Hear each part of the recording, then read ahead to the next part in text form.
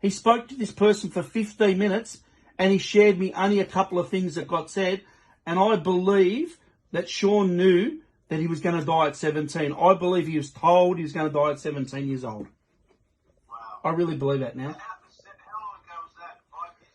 Hey followers, this is your boy, Movie Maker Doug 55. Today I am with my coach and mentor, Andy McPhee, and today we are doing part 2 of a series of 4 with Cameron Miller, who is sharing his story of his life along with his beautiful son, Shaun. Hey Cameron. How are you, Doug? I'm doing really good. How are you? I'm very well, mate. Thank you for asking. Yeah, hi Doug, and hi Cameron. Doug How are from you, Andy? Phoenix. Good, buddy. Thank you. Cameron is in Melbourne, Australia, and I'm in Los Angeles. So thanks for making the time again, Cameron, to do this part 2 of this incredible story of you and your son. My pleasure. Doug, how are you, by the way, Doug? Good? I'm doing really good. You know, it's kind of interesting that I'm wearing the same shirt I wore last time. Yeah, that's a bit of a worry. You don't have many shirts left, Doug? No, I have plenty of shirts, but I didn't notice until now that I'm sure everybody will forgive you for wearing the same shirt, thinking that's all you've got.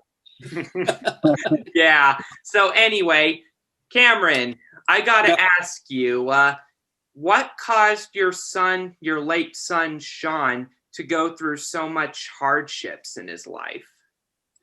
Yeah, unfortunately, there's a thing called childhood congenital heart disease, and it's one of the biggest killer of kids around the world, and it kills more kids than cancer. Wow. What exactly did Shaun have? Is it like a heart defect?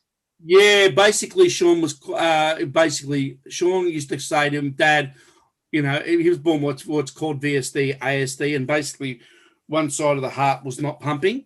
And when people used to ask Shaun, what's wrong with your heart? And Shaun used to say, I've got one with the lot. Oh, wow. Wow.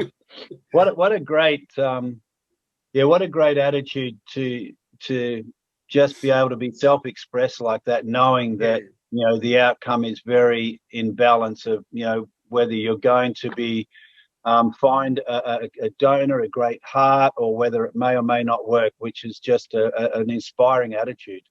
Well, especially someone that's had 3 hearts and 1,000 operations in his lifetime. Oh, wow, 1,000 operations. Yeah, he had 2 heart transplants, so he lost the original heart, and he had 2 heart transplants. Yeah. What do you think, Cameron, that caused the other hearts to not be accepted into his body? Was there any?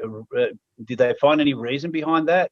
No, it's just sometimes with you know, people don't understand with a heart, like with other organs you can get away with it, but you know, we're sort of built up of building blocks, and as soon as you put a foreign object in your body, the body's always every day rejecting it. And Shaun was on 30 pills and 30 pills at night and 30 pills during the morning for anti-rejection to stop the rejection. So every day, the body's always rejecting that heart. Every day. You're fighting every single day, every day you get up in the morning. Yeah. Oh, my gosh. Because you've got no immune system. You've got no immune system as well. So he took 30 pills? Yeah. Oh my gosh! And they're massive pills too. They're massive as well. So yeah. So just getting back to the doctors who performed that. Now, who was the original doctor many years ago from Africa that started the first heart transplants? Oh yes, I know you're talking about. Yes, he was very famous. Yeah, I can't remember who he was, but he was the instigator of the initial heart transplants, right? He was, and then we had the wonderful Victor Chang come in as well. Yes. Yeah. Who were your doctors in Melbourne that performed these operations? We had Dr. Robert Weintraub. He was fantastic. The guy called Christian Barnard was the guy in America. Oh, that's right. Christian Barnard. Yeah. So I remember with Shaun, you know, when people don't understand, when you get a heart transplant, it's basically a Band-Aid solution. Right. Like, so Shaun had his first heart transplant at 8 and then needed a second heart transplant at 13. Wow. Oh. Yes. Yeah. Just So I'm just curious, Cameron. Did the doctors ever consider artificial hearts at all? Well, funny you should say that. When Shaun found out he was going to die and he did the YouTube video, the Texas Heart Institute reached out to us and they offered Shaun a mechanical heart, right? And Shaun said to me this, Dad, I know exactly where I'm going. God will look after me.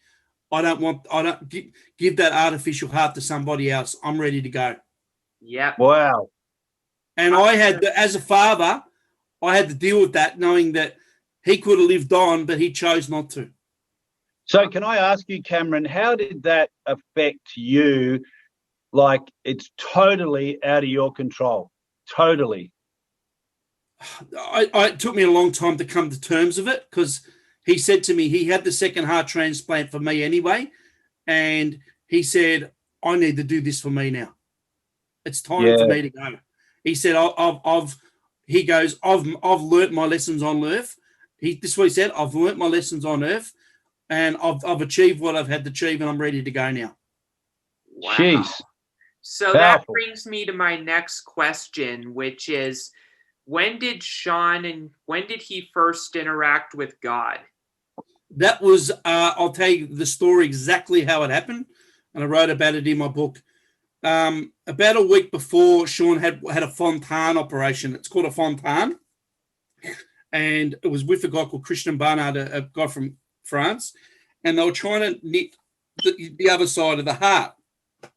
He went in for a 15-hour operation, and about a month later, I had to pick him up from school, and we went to heart clinic, and he was in McDonald's, and he said to me in the line at McDonald's, he goes, Dad, I don't feel very well. And all of a sudden, he projectiled through blood up everywhere, all over me, all over the McDonald's, everywhere. And he goes, Dad, I'm not well. I rushed him up to the hospital, rushed him upstairs to the hospital. Shaun was going into major heart failure, and he had 48 hours to live. Shaun wasn't on the transplant list at this time. So they said, Cameron, Shaun's going into major heart failure. He's going to have to go on the organ donor list. But you realise that we've only done 6 heart transplants this year, and most of them are taken between 6 to 8 months to get a heart.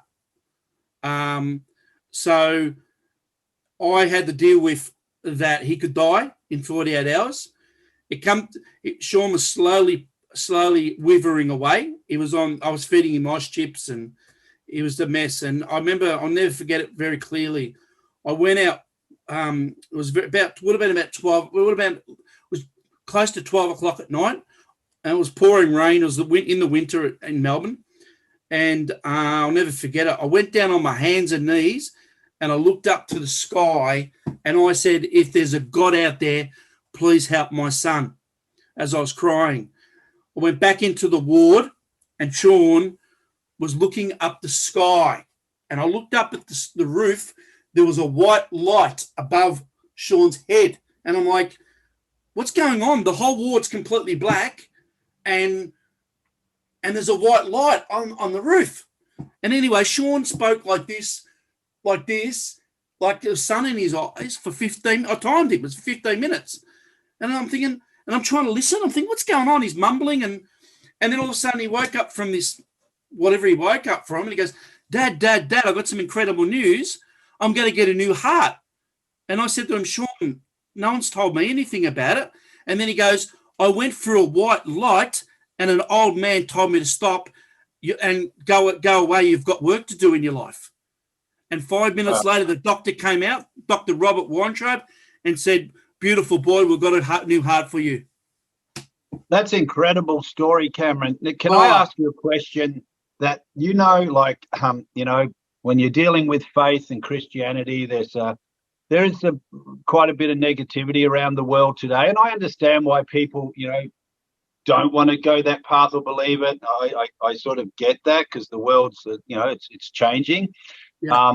I personally myself have my faith. I've, had it since a young teenager, and then I moved away from it, just ran my own world, which went into a complete mess with me and everybody else around it, with dealing with, drugs and gangs and things. I Yeah. thought that's where my path was, which obviously is not. And Yes. now I ride with a massive big club called Bikers for Christ, which are the biggest Oh, motorcycle ministry in the world. Oh, And wow. their motto is saved, not soft.